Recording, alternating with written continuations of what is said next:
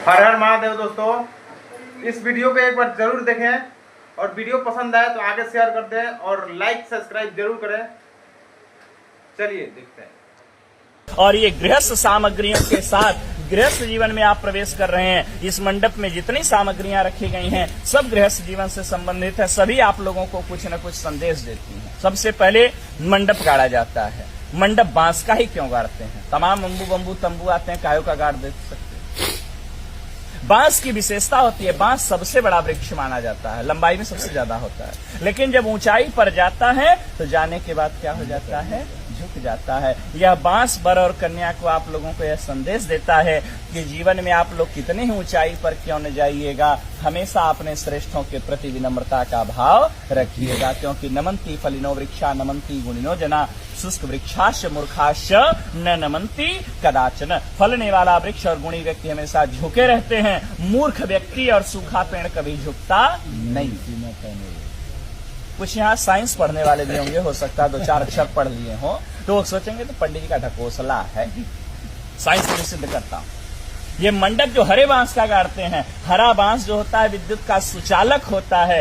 मंडप को कुश और काश से छाते हैं। कुश और काश जो होता है वो कुचालक होता है, ठीक है ना। ये सुचालक होता है, वो कुचालक होता है, ठीक है ना। वो नॉन कंडक्टर है, ठीक है ना। तो इसीलिए यदि आकाशीय विद्युत गिरे तो मंडप में बैठे हुए लोगों के ऊपर, वर कन्या के ऊपर उस विद्युत का कोई प्रभाव न हो, उसी बांस के माध्यम से वह अर्थ में समाहित हो जाए, धरती में चला जाए। इसी कारण इसीलिए हरे बांस का मंडप लगाया जाता है। भारत कृषि प्रधान देश है और कृषि कार्य बिना हल के संपादित नहीं होता, इसलिए हरीश गाड़ा जाता है।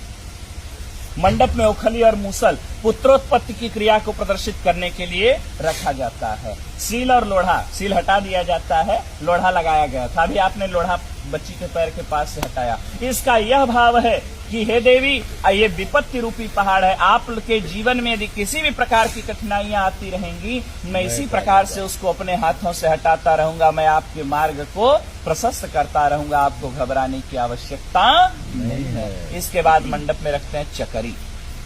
चकरी कहाँ रखेंगे? चकरी के 2 पार्ट होते हैं, दोनों पार्ट अलग अलग होते हैं, लेकिन ये पार्ट जुड़ते किससे हैं? एक खूंटी से जुड़ते हैं, ठीक है ना। जब तक ये दोनों पार्ट खूंटी से जुड़े रहते हैं तब तक इसमें रहर डालिए, मटर डालिए, चना डालिए, कितना कड़ा पदार्थ डालिए, सबको दलते हुए बाहर कर देता है। लेकिन जिस दिन ये खूंटी टूट जाती है उस दिन दोनों पार्टों का कोई महत्व नहीं रह जाता। यह वर और कन्या भी चक्री के 2 पार्ट के समान है और ये वर और कन्या जो आज पति पत्नी के रूप में परिणत होने जा रहे हैं, पति पत्नी का रिश्ता जो होता है एक विश्वास का रिश्ता होता है।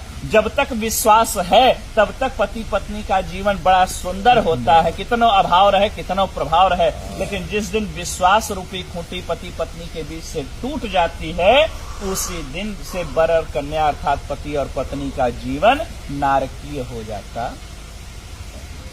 इसी भाव को प्रदर्शित करता है यह चक्री। हाँ, सुग्गा। सुग्गा क्यों लगाते हैं मंडप में? सुग्गा मीठा बोलता है। बोले महाराज सुग्गा से भी मीठा तो कोयल बोलती है, कोयल लगा देना चाहिए था। बोले तोते की दूसरी विशेषता है, तोता मिर्चा खाता है लेकिन फिर भी मीठा बोलता है। यह संदेश आप लोगों को तोता देता है कि जीवन में आप लोगों को कोई कितना ही कटु अनुभव क्यों न कराए, कोई कितना ही कड़वा आप लोगों को क्यों न बोले, आप हमेशा प्रेम से।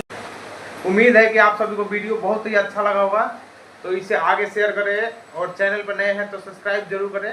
धन्यवाद।